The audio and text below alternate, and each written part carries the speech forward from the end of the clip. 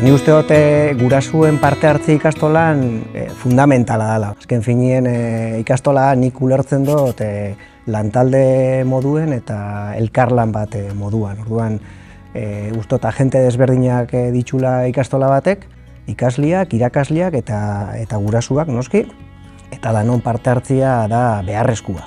Parte hartzeko aukerak desberdina daz eta uste dut espazio danetan portazioak emuteko aukeri badauela gurasuen aldetik. Euskara Batzordien elkartzen gare hilien behin, eta alegintzen garena da dinamika desberdinak sortzen euskararen erabilpena indartzeko, ez?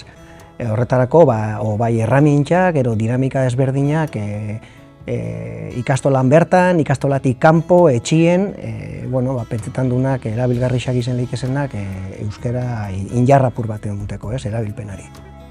Beste parte hartzeko modu bat izan lehike auzolana.